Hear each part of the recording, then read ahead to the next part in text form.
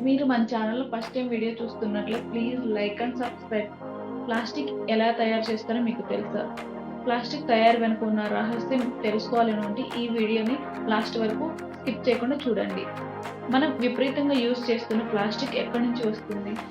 మన డైలీ లైఫ్‌లో యూజ్ చేసే ప్రతి ఐటెంలో ప్లాస్టిక్ ఉంటుంది. ఫర్ ఎగ్జాంపుల్ కూరగాయలకి, షాపింగ్ మాల్స్‌కి యూజ్ చేసే కవర్స్, హోటల్‌లో భోజనానికి, electronics, plumbing, medical field, packing, CDs, pen drives, containers, bottles, mobiles, laptops ఇలా ప్లాస్టిక్ యూజ్ చేయని ప్లేస్ అంటూ లేదు.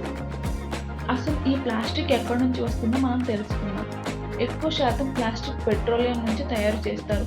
ఆశ్చర్యంగా ఉంది కదా! ప్లాస్టిక్ ఒక పెట్రోకెమికల్ ప్రొడక్ట్. అంటే నేచురల్‌గా ప్లాస్టిక్ లభించదు.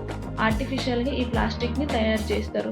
దీనిని ఎలా తయారు చేస్తారంటే సాధారణంగా ఆయిల్ రిఫైనింగ్‌లో క్రూడ్ ఆయిల్‌ని ప్యూరిఫై చేయడానికి రకరకాల టెంపరేచర్‌లో వేడి చేస్తారు. ఇలా వేడి చేసిన తర్వాత ఒక్కొక్క ప్రొడక్ట్ ఫార్మ్ అవుతుంది. పెట్రోల్, డీజిల్, కిరోసిన్, నాఫ్తా ఇలాంటి ప్రొడక్ట్స్ ఒక్కొక్క టెంపరేచర్ వద్ద ఇలాంటి ప్రొడక్ట్స్ అన్నీ ఉత్పత్తి అవుతాయి. ఇలా ఒక టెంపరేచర్ వద్ద ఏర్పడిన నాఫ్తాని తీసుకొని 800 డిగ్రీస్ టెంపరేచర్ వద్ద వేడి చేసినప్పుడు ఈ నాఫ్తా చిన్న చిన్న భాగాలుగా విడిపోతుంది. ఇలా విడిపోయిన భాగాన్ని మోనోమర్స్ అంటారు. ఇలా ఏర్పడిన మోనోమర్‌ని 200 డిగ్రీలకి చల్లార్చి పాలిమరైజేషన్ చేస్తారు. అలా ఏర్పడిన ఓ పాలిమర్‌నే ప్లాస్టిక్ అంటారు. ప్లాస్టిక్ రకరకాల కెమికల్స్‌ని కలిపి రకరకాల ఉపయోగాల కోసం ప్లాస్టిక్‌ని మౌల్డ్ చేస్తారు. అయితే ఈ ప్లాస్టిక్‌కి వందల ఏళ్ల చరిత్ర ఉంది. 200 ఏళ్ల ముందు బిల్ గేట్స్ బాల్స్‌ని ఏనుగుల దంతాలతో తయారు చేసేవారు.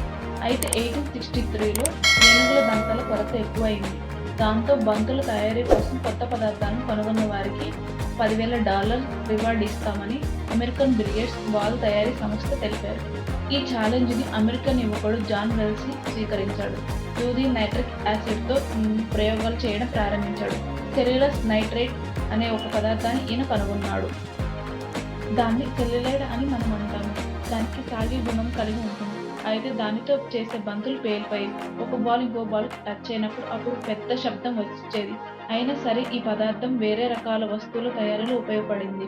తర్వాత సెల్యులైడ్‌ని సినిమా టేపులు తయారీకి పెద్ద ఎత్తున ఉపయోగించడం జరిగింది.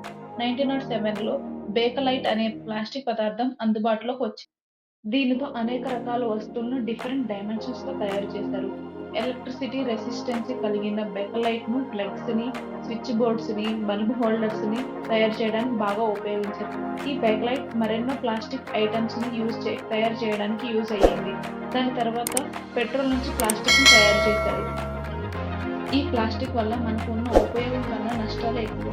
ఎన్విరాన్మెంటల్ ఇష్యూస్ భూమి మీద ఉన్న జంతువులకు, వాటర్‌లో ఉన్న జంతువులకు కూడా చాలా హానికరం చేస్తుంది. అందుకే ఇప్పుడు నేచురల్‌గా చేస్తున్న పాలిథిలిన్ అనే ప్లాస్టిక్ వస్తుంది.